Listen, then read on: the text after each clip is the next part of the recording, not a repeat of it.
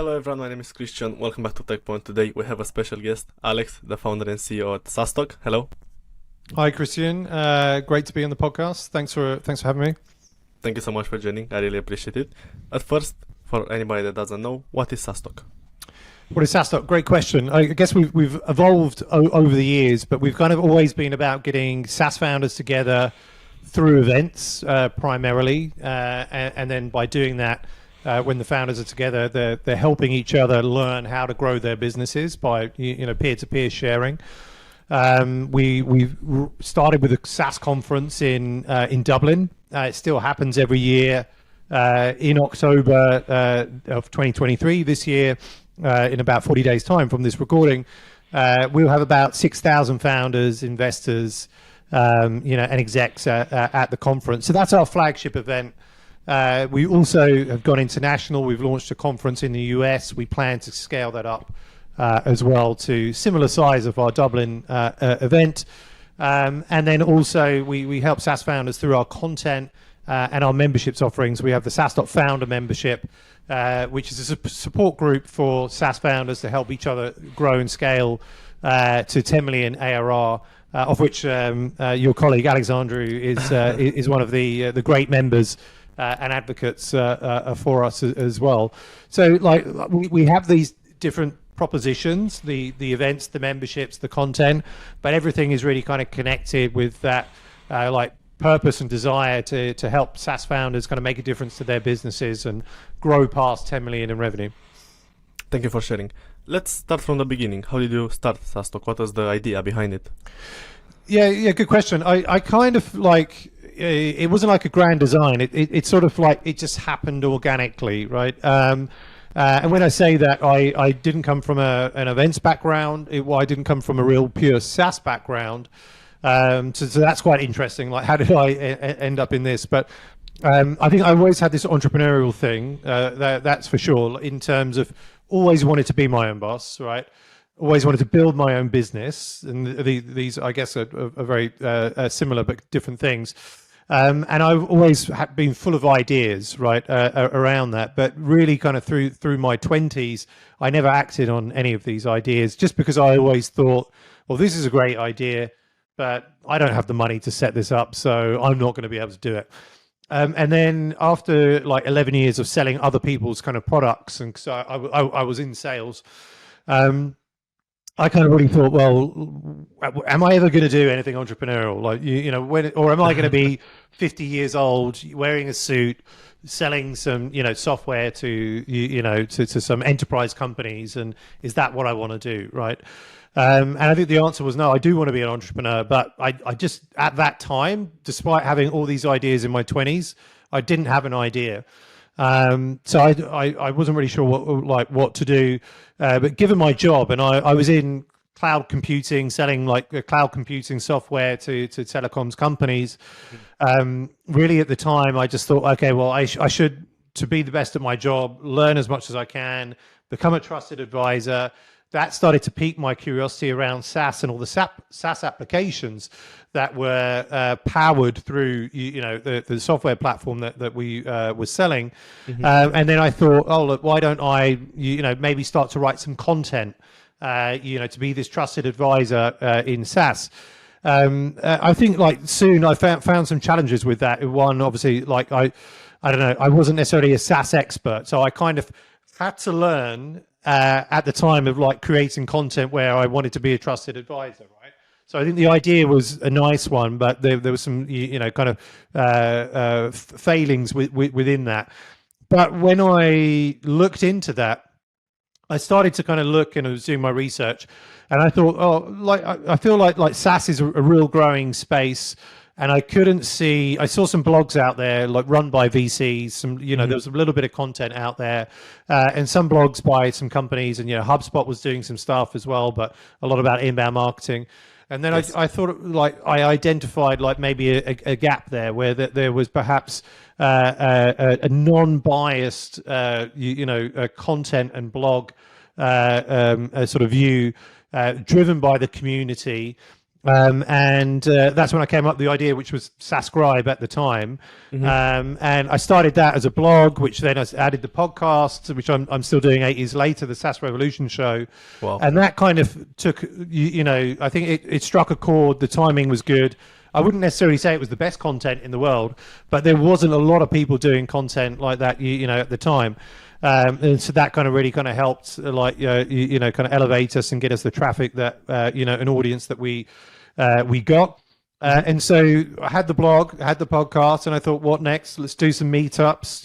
I had that drive. So we started doing some local meetups, and the SaaS meetup in London, and then we did one in Berlin, one in Dublin, I believe. And then from that, connecting with the audience. So I've got an audience online, an audience that reads the stuff, audience that listens, an audience that comes to meetups.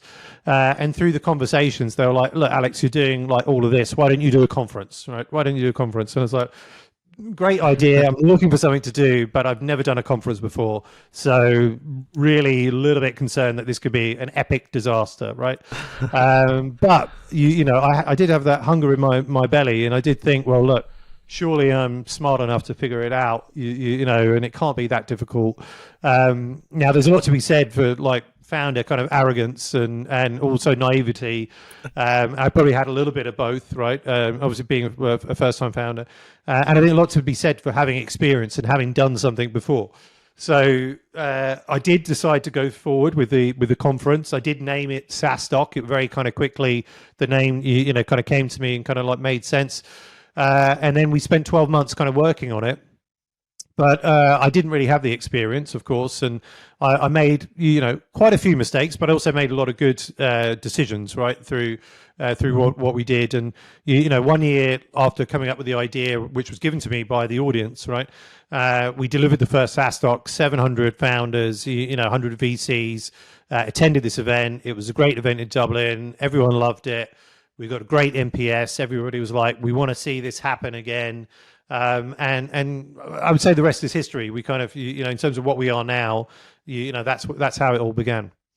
Amazing. So from a newsletter, a blog, you got to a conference with 6,000 founders and more people. Yeah, amazing. I wanted to ask you, in what year was the first conference? 2016. Okay, so this is the 7th edition? Yeah, well, I think it's actually the 6th, and the reason being because of COVID, right? Yeah. So we missed 2 years, and we went virtual like pretty much kind of like straight away, right? And so our community sustained us through the virtual years, and we delivered value to our community as well, but by ultimately running loads and loads of virtual events, and like or certainly too many that the whole world got sick of virtual events at a certain point. But it was great, certainly in the beginning.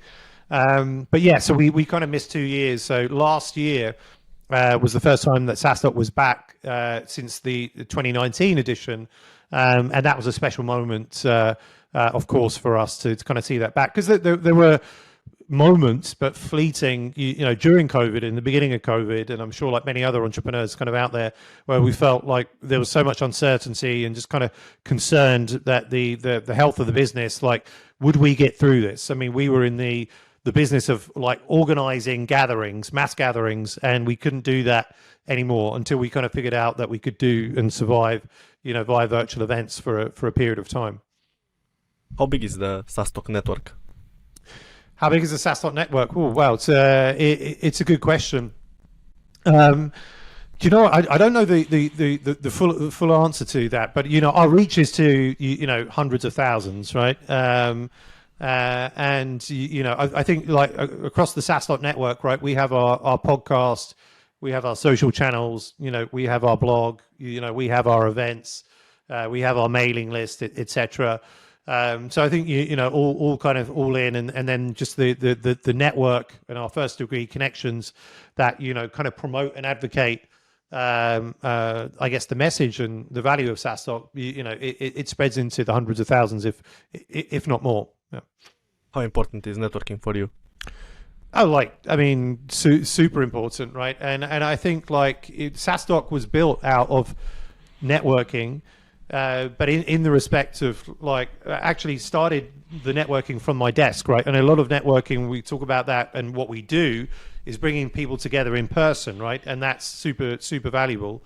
But I actually started the business and started networking from my desk, at home in my bedroom, right?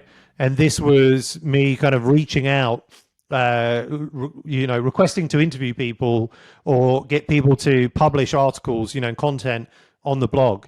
And then, the networking through podcasting, right? So every time, I mean, so we've been doing this for 8 years, one podcast a week, and I'm connecting with, often more than one a week, because I'm doing, like today, I'm doing 3 podcasts, right? And connecting with these people, sometimes, often for the first time, and then adding them into my network. And then through that, building a relationship with these people, right? So that's kind of how I started, through networking through the blog, networking on the podcast. And this is, I guess, kind of like virtual networking or remote networking, right? And then, supplementing that with like getting people together in a meetup. And that's where really, if we look at the importance of networking to my life and what I'm doing, which then impacts, many other people's lives for the good, is that in the meetups itself, that was when I had the conversations face to face where people said, this is brilliant, we want you to run a conference, right? And having these conversations and, people kind of persuading me to go out of my comfort zone, right? And to build something and do something that I'd never done before, but that would impact, hundreds of thousands of, entrepreneurs sort of globally. So, yeah, I mean, like, super important, and now we kind of do that at scale. But I think there are ways, and when we talk about networking, how you can break it up, that people perhaps may gravitate to networking being like, oh, I've got to go to this event and I'm in a sea of 1,000 people and I've got to be really good at conversation and I've got to be I can't be an introvert. I've got to be an extroverted person to be, good at networking. Yeah. But actually, so my story, my journey just started behind the desk, reaching out to people, building a network that way, right? And I think anybody can do that, whether you're an introvert or an extrovert. I love that story. This shows that you can start from scratch, and you started online. So amazing. What would be your best piece of advice for a founder looking to build their network? It's a good. I mean, one advice would be, and it's not almost sort of like contrary to what I said, but like get out from the desk, right? From behind the desk. So my story shows that we can start a network and start building a network, virtually. Yes. But then I think to add that extra layer, right, to really where you get these aha moments. The aha moment for me came from the conversations in person, right? Yes. And a lot of these things, and that's where also I think the real rapport, the real relationship building comes, right? And from people like, oh, I actually like this person, right? And I can hang out with this person and so on, have the memorable moments, and whether they're over lunch or whether it's in a nightclub at 3 a.m. after SaaStock, right? Yes. These things don't happen in the same way as they do, like from behind when you're in front of your desk. So I just find that there are many ways to network, but often I think founders and perhaps maybe more so in this day and age, because now people are working remotely. And people get so comfortable from like being at home and not having to travel perhaps as much, that can perhaps have an adverse effect on the ability to network. The power of networking is so important, right? And you can get so much from it, as I have. But I find the real magic, kind of happens in person. Great answer. I love it. And you already mentioned podcasting is a powerful tool for networking, but who do you think should start a podcast? I mean, anyone could start. I think anyone can and should. I mean, obviously, and I think almost everybody is now, because the market is pretty saturated, right? Yes, it is. But I sort of jest with that. Not everybody is doing it, right? But a lot of people have ideas about starting a podcast, and if you have an idea, the barrier to entry is so low. You can just go ahead and just get going, right? I had a conversation. I was out for dinner the waitress was telling me about like, podcast idea that she had. And I was just like, she'd had it for months, right? I was like, just go and do it, right? Just get going. But I think like if from a business perspective, right? So I'll talk about from a business and from a personal perspective. From a business perspective, podcasting is a powerful tool to build a network, but also to really kind of advocate for your existing customers, and then through that spread the word of what you're doing. But also you can get on prospective customers onto your podcast, and think strategically about it, and through that help sort of like grow your business, right? If I look at it from a SaaStock perspective, often we get founders that are speaking at the conference. So within that, we tie in a bit of promotion about the event that they're going to be at. But we also interview speakers that we may want on the conference, whether it's this year or next year, and we make those initial connections through the podcast, right? So from a business perspective, it's a very smart tool, and I think like people really kind of perhaps underutilize that. A lot of people do get it, but not everybody does. From a personal perspective, right? So if I look at it just from me, Alex Theuma, again, 8 years podcasting, almost 400 podcasts done. I've built out this network, connected with every single person that we've had on the podcast. I feel that, every person that I've had on the podcast, I've got imposter syndrome that, these people are like super smart geniuses, and I've got so much to kind of learn from them.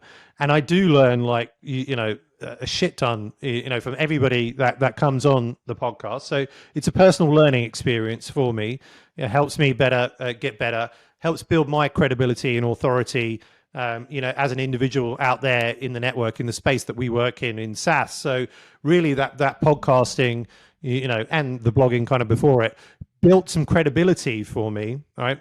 To actually then go out, and when I said, look, hey, I'm going to do this conference on whatever it was, September the 15th, 2016, I'd love you, Des Traynor, founder of Intercom, to come and speak at this conference. I already had a bit of credibility before. I wasn't a total stranger, right? Because he already knew that I'd been doing this work for only like 8 months or so.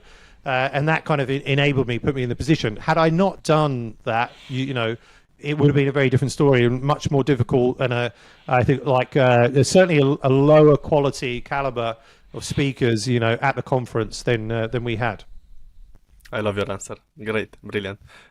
Interviewing so many founders, I'd love to know what do you think is the most important trait that you see in them? Most important trait. I think every founder, every founder that certainly is successful is tenacity, right, and the spirit of never giving up. I think that's 100% sort of the case, right? There are moments I think that every founder will have about like, it's getting like super difficult, or like, I don't want to do this, kind of forever, and, have that kind of internal battle when things are not going well. But it's about, when things are not going well, like not giving up, right? And I think every successful founder has that.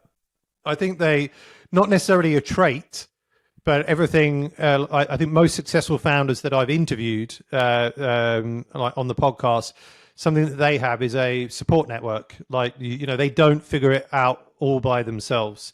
Not many people, and probably some have figured it out by themselves and have gone it alone and have become a success. But I think everybody else realizes that you need a support network of peers, coaches, assistants, therapists, whatever, right? To kind of help you, partners at home, to help you, and that makes it, easier, but not. It's never easy.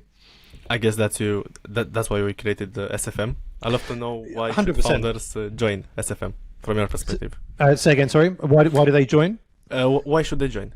Oh, why should they join? Yeah, I think exactly that, right? I've seen, over the years of SaaStock, through speaking to, probably thousands of founders, right? The challenge, and, through the podcast as well, the challenges that founders have. And often what I hear is that founders are feeling lonely. It's lonely at the top.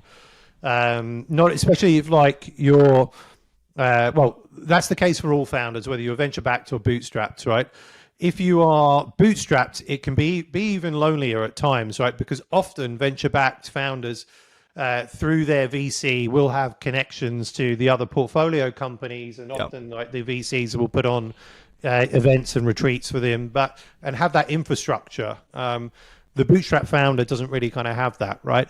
But we see the commonality that it is quite lonely. So I hear all, these conversations, year over year. It's lonely. The reason I come to SaaStock is I want to kind of connect with other founders, but it's only 2 days a year, right? And what happens the rest of the time? And I need to speak to founders that are at 5 million ARR, and how they got there, and so on and so forth. So from that perspective, I'm capturing all this customer data and this need for them, right, to have something there. And similarly, I'm a first-time like entrepreneur, and I feel, I empathize with them. I go through the same experience. I'm not running a SaaS business, but I also feel as a solo founder that often you're carrying the weight, all the good and the bad, yourself, the sleepless nights, you're feeling sort of like lonely at the top, etc., and feeling the value of like, oh, I need something, I need a support group. So I personally joined a support group and then got the benefits from that, and it was like, founder therapy, right? And every month that I sort of attended it, I was a bit like reluctant. Oh, I've got to spend 4 hours, out of my day, which I could be working, to go to this meeting, right? But I always came out of it lighter. I always came out of it with a few things that would really kind of help me personally and for my business. And then, just with the ongoing conversation with the founders that were at SaaStock, thought, look, there's nobody really doing this like this, in B2B SaaS, right? Mm-hmm. So let's do it. Like, let's create this. It seems to be what people want. So we created the SaaStock founder membership. The purpose there is to build the world's leading support organization for B2B SaaS founders. We want to get over 1,000 SaaS founders, to 10 million ARR. The odds of doing so are extremely stacked against founders. I think it's 0.04% of founders get 10 million ARR, but we want to change those odds, right? And so if you're a SaaS founder that's listening to this, you're feeling lonely, you're unsure of the directions to take, and whether it's like, do I scale into the US? Do I take, venture capital? Do I hire this VP of sales? What ARR, etc., to kind of help you avoid, any mistakes and potholes. The SaaStock founder membership has, other founders that have been there and done that can share with you, and provide a lot of camaraderie. So I think it's if you want to grow and boost your velocity to your SaaS business and feel less lonely, then hopefully the SaaStock founder membership will be the place for you. Our CEO is super happy with the community. And speaking about community, you also created SaaStock Local. I'd love to know the idea behind that. We recently became the leaders for Bucharest, yes. So thanks for that opportunity. And great that we have you, Christian, and Alex as well as our SaaStock Local Bucharest city leaders. So, do you know what? This comes back to our roots, right? And so remember the blog, the podcast, and then the meetups, right? This enabled SaaStock to be the business it is, to deliver the value that it does, globally. I think after the first SaaStock, we looked at what are we going to do for the next year. So this is rewinding back to 2016. Okay. And we said, okay, well, we're going to do another SaaStock in 12 months time, and it's going to be double the size. And instead of doing the meetups, we did a few kind of bigger events, but only a few of them in between the annual conferences. And then the next year, we didn't do anything, right, in terms of doing meetups. And we sort of realized that actually, hey, we're missing a key ingredient here, right? This is where we started. This is where we got the idea of SaaStock. It was all about getting people together in the local communities, and they didn't have these local meetups happening for SaaS founders, right? And now we're making revenue from the conference. We've decided to focus on the revenue in the conference, but we forgot about the community a little bit and that engagement and speaking to them, bringing them together throughout the year. So what we decided in 2018 was to create this product, SaaStock Local, which is basically, global meetups around the world for the SaaS community, for current and future SaaS entrepreneurs to come together, meet one another, and learn from some of the best in the business. So we get like rock star speakers to come in, but it's a networking event, like primarily with a little bit of a content sandwich, kind of in the middle. And I think like right now, so like pre-COVID, we'd scaled to 30 cities across the world, sort of globally. And then, COVID really kind of put a big pause on SaaStock Local because nobody could, attend any meetups. And we tried some virtually, but it was very difficult to network virtually in that same way. Yeah. And now post-COVID, we've kind of slowly been getting the SaaStock Local engine back up and running. And now sort of pleased to announce we're around sort of 20 cities globally now. We have Toronto, we have Austin launching, but predominantly most of the cities are in Europe. And new ones that are coming include Bucharest, which you and Alex will be leading, which is fantastic. We've got Istanbul coming up, Lisbon coming up, Athens, and so on. So super excited just to get these local communities, whether it's 50 founders or whether it's 150 founders, right? But getting them together, I think, is the important thing, and us being the catalyst of that, and having people like yourself, and Alex, who are networkers, who are community builders, that can help facilitate it on the ground. I think it's an amazing thing and can really add value. Thank you for sharing. I saw that this year SaaStock there will be the most investors there ever was. I wanted to know, is networking crucial for fundraising? Is networking crucial for fundraising? I don't know I think it's super important, right? I don't think that every founder has to have that networking ability. Sometimes you can be this founder that has just created this product that suddenly, it's just the right timing. It's a great product. VCs will get, wind of it. And they'll get funding and get a lot of term sheets on the table, but they don't have to be great networkers themselves, right? I would say that is the outlier, right? That is not the I would say the majority of the time. Yeah. I do think that there has to be a role within the founding team. Usually, it's the CEO. That has to be a strong networker, right? That has to then look at, hey, we're currently fundraising. We're a B2B SaaS company. A conference like SaaStock is happening. There's going to be 600 VCs there, right? I'm going to go for 2 days. I'm going to maximize my diary, have like 20, maybe 30 meetings, across 2 days, right? Yep. And have the belief that, most people will probably, say no, but we'll hopefully get, 1 or 2 yeses from this. Awesome value. Like even if you get 20 no's, right, from 20 meetings, right? Hopefully within that, and I know this is the case, that often you'll get a lot of feedback to your product and to your strategy and to your pitch, and you can take that on board, right?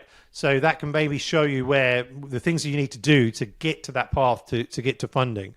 So I think from that perspective, if you are fundraising, it's very important. And we do see this, we see some great founders that are, go to all the SaaS conferences and all the kind of tech conferences, and they're there and they're doing meetings with VCs and treating it as this almost annual process or kind of longer term process, and not just like a one-off. So you may meet a VC, at one SaaS conference and then hope to kind of connect with them at another, right? And so, catch up with them, build that relationship and so on. I guess from your answers, your thinking is that a networker can be made, not born. Yeah, exactly. I think networking has to be made, right? And you've got to put the effort into to do that 100%. And I think preparing for a conference like SaaStock, can take a week or more. Right. How can you prepare? Yeah. So how do you prepare? I mean, so the things that you would probably need to do as a founder, certainly from a VC, if you're looking to raise, right? Okay. Get on the app, right? Mm-hmm. Have a look at who's attending SaaStock. I think the good thing is that most of the SaaS VCs are there. So Yes. even if you weren't on the app and you reached out on LinkedIn, you probably hit a VC fund that is attending. But I would kind of go through and start kind of connecting and start looking to kind of research build. Also, like you shouldn't. There has to be like a bit of thought to go through this in terms of don't reach out to every VC and say, hey, I'm here, I'm looking to fundraise, etc. VCs all have different theses of like companies that they invest in, and maybe they only invest in SaaS companies that are at a certain revenue, like pre-seed or seed in Central and Eastern Europe. Yep. But if you're in Ireland, and you're reaching out to this VC, you're an Irish founder based in Dublin, like it doesn't make sense. You're just kind of wasting time, perhaps even causing a bit of annoyance, right? So I think you have to kind of look through the VCs, see which ones are the best fit. Perhaps do a direct reach out, see who is connected in your network to these VCs. Ask for warm intros, right? If you can, that'll make it much easier for you to get a meeting rather than a cold message, let's say through the app. Now the app, having a networking app is important, and to an event like SaaStock, and you can see who's there and what things people are looking for and what you have in common and how you can book meetings and so on. But I think just doing that kind of prep work rather than probably the worst case, and this does happen, all right, people don't do any prep, they just turn up and then they hope that in a sea of 6,000 people that they will see an investor badge, tap this person on the shoulder, tell them I'm a startup looking to make funding. This is not where success happens. I mean, certainly very rarely. I've heard stories about founders in the streets of Dublin, at night over a few pints of Guinness, talking to VCs in a pub, and things happening from that perspective. When I say things happening, like eventual investment, happening as well. But I think in general, just really kind of prepare as best as you can. Over time, do you think that the SaaS event space got more competitive, and has it been more? Yeah, 100%. It's and I think it's a good thing, right? So when we started in 2016, there was SaaStock in the US, and then there was us in Europe. SaaStock started a couple of years before us, and we were pretty much the first SaaS conference and only SaaS conference in Europe. Fast forward to today. Right, we have, I don't know, there's like maybe 5 or 6 SaaS conferences in Europe now. Mm-hmm. Some of them were quite sort of regional, but are now expanding to be like pan-European. And I guess it shows a couple of things. One, that, the market is strong. There is a demand, a need for it. Imagine if it was, we did our first SaaS conference in 2016, and now in 2023, it's still only SaaStock, right? It probably means that the market is not really kind of kicking on, right? But actually, that's not the case. So there's a strong market. There's a demand. There's been a demand for these regional conferences in France, in Germany, in the Nordics. I think in Ukraine, like pre-war, there was SaaS conferences in the Ukraine. I think there was some in the Czech Republic. You name it. I could probably kind of go on. And it shows the strength of the market. I think for us also, as an ecosystem, it helps us, right? As I guess kind of like founders and execs kind of go to these conferences, they get the value from them. Then they can see actually, well, here's a value. I went to the X and Y conference, and then like, okay, I got ROI from this. Like I'll go to SaaStock, and it's a good use of my time to spend a couple of days there. Why? Because you've got a concentration of the right people there, content that helps me and so on. So I think that helps as well. And I think also it kind of helps us not be complacent, right? So we can't just every year just deliver the same thing, right? Yes, because there are young and hungry competitors, but it's kind of like everybody's like quite friendly, right? But there are young and hungry folks there that probably want to have the biggest SaaS conference in Europe. We have that at the moment, and hopefully we have that for a long time. Yes, but the fact that people are kind of after that position means that we've got to keep kind of pushing and making SaaStock the best year over year, right? So I only look at it as a good thing, but definitely it's it's increasing for sure. I also saw you attending some of these events, so that Yeah. surprised me. I'm going to B2B Rocks on the I think it's on the 19th of September. Yes. I was there last year. I'm going to be speaking at the conference, and I'll see you there. we're friendly with the organisers, and it's I would say it's predominantly a French sort of like SaaS conference, and it's great. There's relevant people there. I get a good day of productivity, and I get to speak at the event. So yeah, it's good stuff. I get to catch up with people like yourself, and that are attending. So we're happy with it. Great mindset. Now I'd love to know, how big is your team? How did you build it? And how do you manage a 6,000 person conference? Yeah. Good question. So how big is the team? Right now, we're about 21 people. To give you an indication, actually, so like pre-COVID, when we were doing less revenue, we were 24 people. And we were looking to scale to like 30 people in 2020. But then because of COVID and the impact on the business, we scaled down to 9 to kind of help us survive. So we had to let a lot of good colleagues go that year, and that was super tough as one can imagine. Then if we go to 2022, we started building the business again, like the team, building the team again. So we went from 9 to 17 people to deliver the conference in 22, and we just focused on the Dublin conference sort of last year. Now this year we brought in SaaStock USA in Austin. We ran that end of May. It would be back next May in 2024, and obviously SaaStock keeps growing in Dublin as well, and we got the SaaStock founder membership. So the team has gone to 22, but we're trying to operate. We're really sort of a bootstrap business. We have some small angel investors, right? But I would classify us as a bootstrap business. So we're trying to operate quite lean, be sort of quite conservative on our cash. Often team and people are the biggest expenses.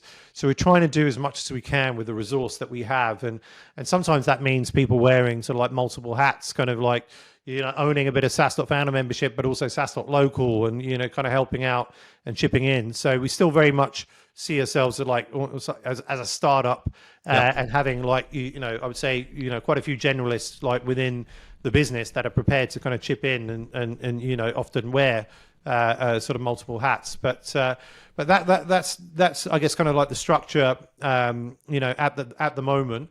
How do we operate, a conference for 6,000 people? Yes.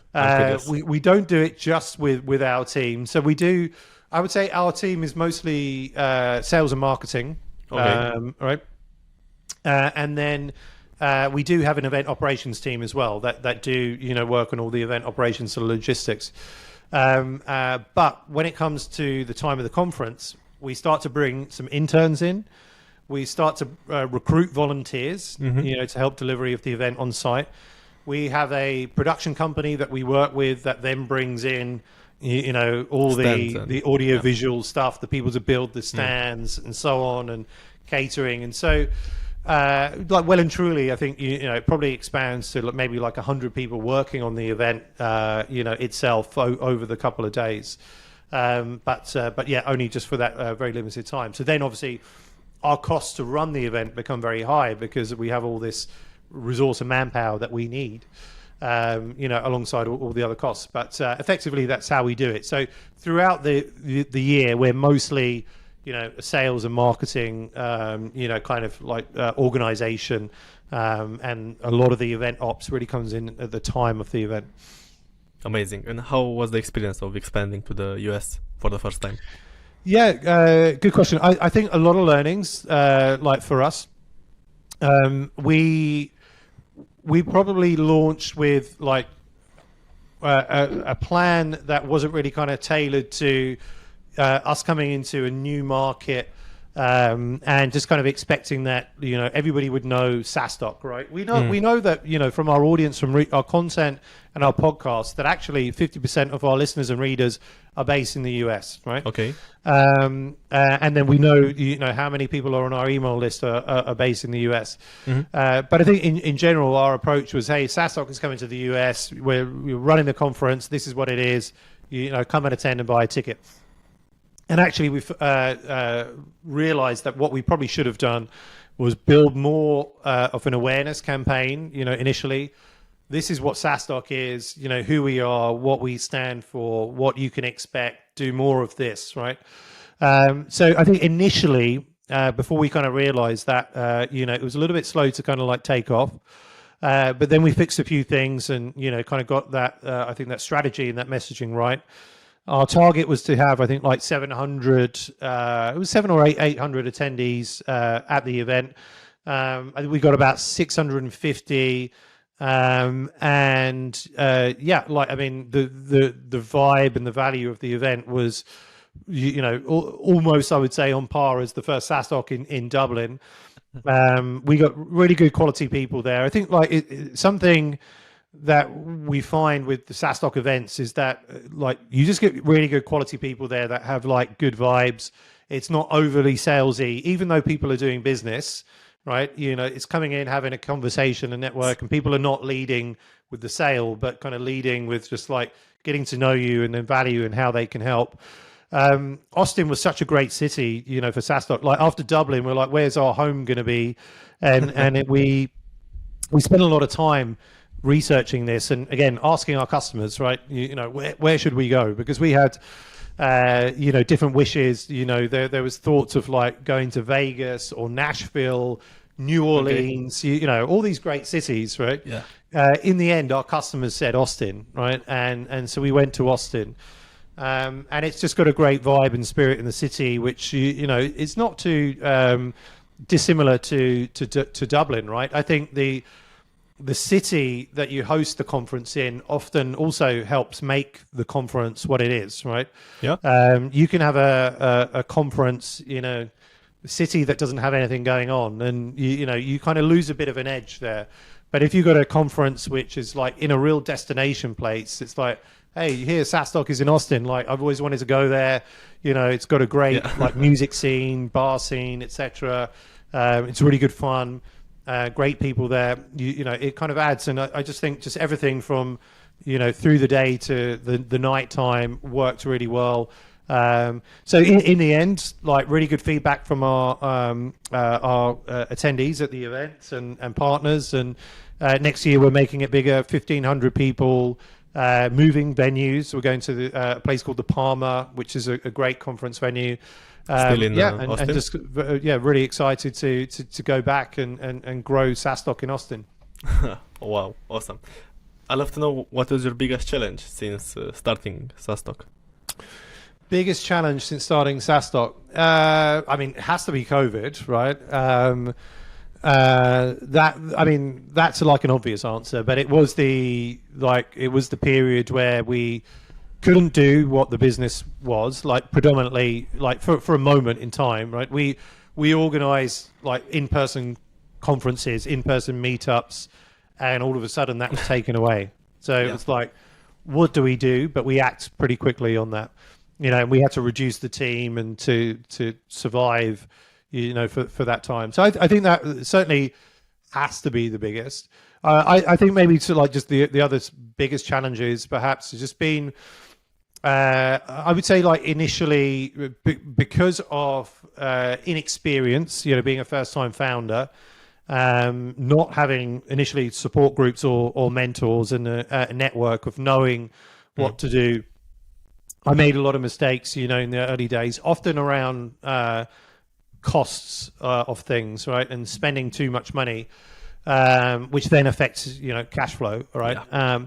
I think had I been part of a group or had a mentor kind of early on, or a coach or whatever, I think a lot of these things could have been avoided, and we may have been in a stronger position as when we came into COVID, but we kind of got through that. And are in a good position now. What would be your best piece of advice for a starting founder? Is it finding a support group?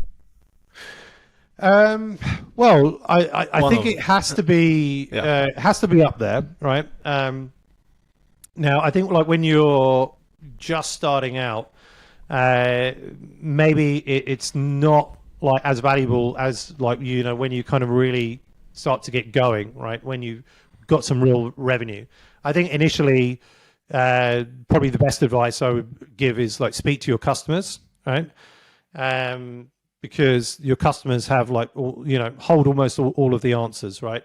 They will tell you whether they even want your product, right? And I think this is probably two of the biggest reasons that startups fail is one, because you built something that nobody wants, and two, because you run out of cash, right? And probably run out of cash because people are not paying for the thing that you built that nobody wants. Yes. So I think speaking to your customers has got to be sort of up there. And then I think when you're kind of at the right point, then, building a support network has to be just something that I've found through interviewing, speaking to all the founders of successful founders. It's something that they've done, and has a lot to be said for that. Thank you so much for sharing. Here's a question I ask everybody on the podcast. What's your favorite SaaS product that you use? Favorite SaaS product that I use? Good question. What's the favorite ones that I use? Do you know what? I mean, I'm in Slack like just a lot and forever, right? I'm limited in some ways. That I know that SaaStock probably has like 25 different SaaS tools or more.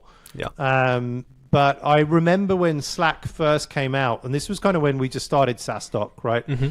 And solo founder started SaaStock, and I was like, I want to use Slack, but it's a thing for teams, right? And I was like, oh shit, I need to hire people so I can get to use Slack. So I did, but I didn't really hire somebody just to use Slack. But it was when I hired that second person that we could use Slack. And it's also less effective if there's just two of you. You probably don't need to do that. But I think ever since then, I've sort of lived in Slack, and it's been this, collaboration tool that has really been sort of like useful, and, the business DNA kind of lives on there, and the communication really flows through it. So yeah, I think it has to be that. Maybe secondly, if I may, we're actually using Riverside FM at the moment, and I think you made a comment earlier that I used to use Zoom to record the SaaS Revolution Show podcast. Even before that, I used Skype and some like plugging, right? Wow. So this is going back, and Riverside FM has just it leaps and bounds. It's so great for podcast recording. That big fan. How do you choose who to hire in your team? How do I choose who to hire? It's a good question, and we still make mistakes, but we've got better. I think I'd like to think over time. We run a pretty good sort of like process. Often it's like a 3-4 stage sort of process, depending on the seniority. The more senior, there'll probably likely be more stages within that. If you're more junior, less. We run a scorecard process, so we typically ask. So if you're doing a screening call, we'll always ask the same questions. We know very kind of quickly in the screening call, like if it's a waste of time to kind of end it, or whether to kind of progress them to the next round. Again, asking like the same questions, tracking on the scorecard. Looking at who's got tallying up the most points, etc. To then come into the face-to-face meetings. Also, then in the face-to-face, really kind of getting a sense of like their capabilities within the role and where we want to go, and have they been there, done that? Can they deliver that? So I think that's quite key, and then obviously just culture. I think culture is super important. I would say like in the early days, I mostly hired for culture and not necessarily experience, and I think that was like okay. Now we're obviously trying, for both, right? Because we do need people that, on the most part, have either been where we're going, or done what we're doing, right? And then have that same culture and sort of DNA and the values of the business. So we always check that. But I do remember like the early days, it was just kind of the types of people that I would look for in the early days were like, are they working in startups already? Do they have a passion for startups? Are they doing anything extracurricular, like out of work, like doing a podcast, hosting meetups, something like that? And from that criteria, I would say, okay, well, this is the type of person that I'd be interested to. work at SaaStock, and they'd obviously then have to go through an interview process, but sort of identifying something that meant that they were really interested in the startup world, because I think I wanted to see that they had that passion, you know, to help startups, to work with founders, and I think that was definitely helpful in the early days. Absolutely love your mindset. Thank you so much. This podcast was fantastic. Those are my main questions. If you have anything else to share on the podcast, maybe on networking, maybe other advice, if not, it was amazing having you on. Yeah, no. I think it's all good. No, really enjoyed it. I think it was good that. I think it was actually nice that we didn't have the questions in advance, because we were just kind of like having a conversation.